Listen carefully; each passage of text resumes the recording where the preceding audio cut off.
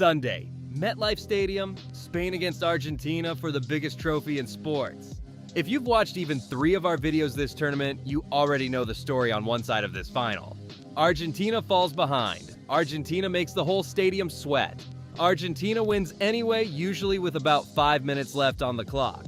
They did it again on Wednesday, coming back from a goal down to beat England in the semifinal. Their 4th straight knockout game that's needed a Messi rescue mission. Now, here's the twist. The team waiting for them in the final hasn't trailed for a single minute of the entire tournament. Spain doesn't panic, because Spain never falls behind in the first place. So the question heading into Sunday isn't really who's the better team on paper.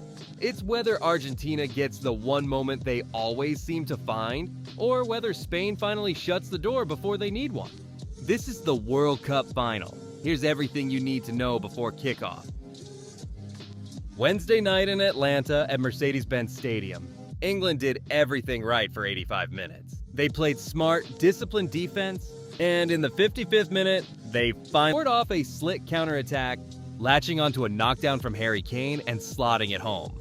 From there, England did exactly what a team protecting a lead in a World Cup semifinal is supposed to do. They sat deeper. They broke up Argentina's rhythm. They ran the clock down minute by minute, waiting for the final whistle that would send them to their first World Cup final in nearly 60 years. Then, with the game ticking into its final 10 minutes, flipped a pass to Enzo Fernandez just outside the box. And Fernandez drilled a shot past goalkeeper Jordan Pickford to tie the game. Argentina's fans in the stands hadn't even finished celebrating when, 2 minutes into stoppage time, Messi did it again.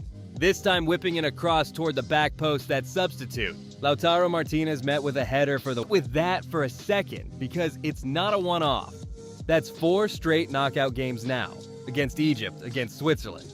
And now England, where Argentina has needed a late rescue to survive, and Messi has been at the center of every single one. This isn't a team that's been cruising toward a repeat title. This is a team that keeps finding the smallest possible margin, again and again, right when it matters most. Spain's road to the final looks nothing like Argentina's, and that contrast is basically the whole story of this final. On Tuesday in Texas at AT&T Stadium outside Dallas, Spain didn't just beat France, they suffocated them. Kylian Mbappé, Ousmane Dembélé, and Michael Olise are 3 of the most dangerous attackers in the sport. And between them, they barely got a sniff. A handful of shots, almost no real chances, and not a single shot on target for France in the first half. 19-year-old Lamine Yamal, already being talked about as the best young player at this World Cup, drew a foul in the box in the 22nd minute. And Mikel Oyarzabal stepped up and calmly buried the penalty. Right back Pedro Porro doubled the lead in the 58th minute with a slick 1-2, side-footing home to make it 2-0. Final score, Spain 2, France 0. Spain's 6th clean sheet in 7 games this tournament. Here's the stat that should really worry Argentina heading into Sunday. Spain has not trailed for a single minute of this entire World Cup. Not against anyone, not for 1 second. This is a team that already won the European Championship in 2024, largely with this same core group, and now they're 1 win away from adding the World Cup on top of it. If Argentina wants another miracle finish, they may not even get the opening. Spain simply doesn't let you back into games. A few different storylines are colliding on Sunday, and honestly, that's what makes this final feel bigger than just one more soccer match. First, Argentina is chasing something only 2 countries in the history of the sport have ever pulled off, winning back-to-back World Cups. Italy did it in the 1930s. Brazil did it around 1960. That's the entire list. Nobody has managed it since. Not Brazil with Pele's later teams, not Germany, not Spain the first time around. Messi is 39 years old, and this is almost certainly the last World Cup he'll ever play. A win on Sunday puts Argentina in the most exclusive club in the sport and gives Messi a 2nd title to close out his career. Second, Spain, Andres Iniesta scored in extra time to beat the Netherlands. This is their first trip back to the title match since then, and this current group, built around Yamal, midfielder Rodri, and Oyarzabal up front, is already being called one of the most talented Spain squads ever assembled, on top of that European Championship they just won 2 years ago. And third, one just for the neutrals watching along with us. Spain and Argentina were actually supposed to meet each other back in 2025 in a one-off exhibition match called the Finalissima, pitting the European champion against the South American champion. It got postponed, and then it got scrapped completely. So in a strange way, this final is the makeup game nobody thought would ever actually happen. Except now the two best teams in the world are playing it for the real trophy instead. Quick update if you've been tracking the Golden Boot race along with us, the award for the tournament's top scorer. Messi and Mbappe are still tied at 8 goals apiece, but the tiebreaker has actually flipped since our last video. Messi's 2 assists in the England semifinal pushed him to 4 assists for the tournament, one more than Mbappe's 3, which means Messi currently holds the tiebreaker lead for the award. Here's why that matters for how you watch the next 2 games. If the two of them stay tied on goals when the tournament ends, assists decide the winner, and if that's somehow tied too, whoever played fewer total minutes wins it. Mbappe still has one more shot to add a goal and even an assist in Saturday's third-place game against England. And Messi obviously has one more chance in the final itself. So this genuinely isn't settled going into the weekend. It's just that, for the moment, Messi is the one out in front.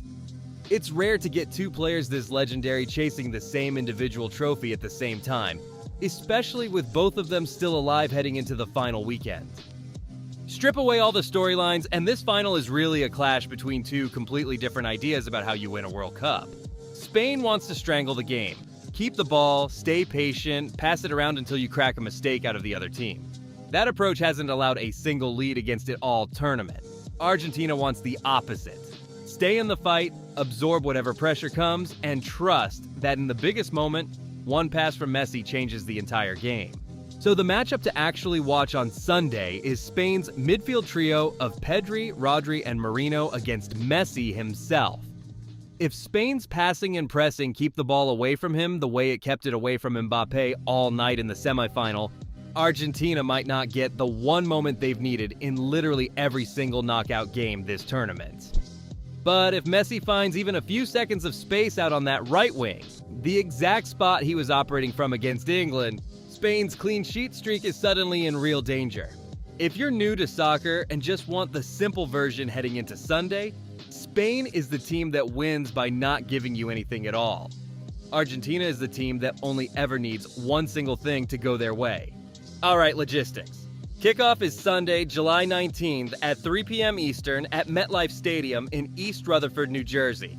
That's noon Pacific if you're on the West Coast, 8 p.m. if you're watching from the UK, and 9 p.m. if you're tuning in from Germany.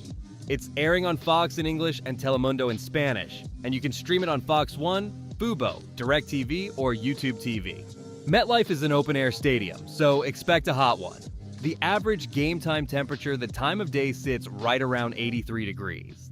One more thing to flag for your weekend. England and France play for third place in Miami on Saturday, one full day before the final, and it's Mbappe's very last chance to add to that Golden Boot total. Whatever happens on Sunday, this is the final chapter of the most watched World Cup in history. And for a lot of you watching this channel, it's the first one you've ever actually followed from start to finish. We'll be right back after the final whistle with the full wrap-up. The champion, the Golden Boot winner, and where this tournament leaves soccer in America. If this channel has helped you make sense of your first World Cup, hit subscribe before Sunday. We've got a lot more coming.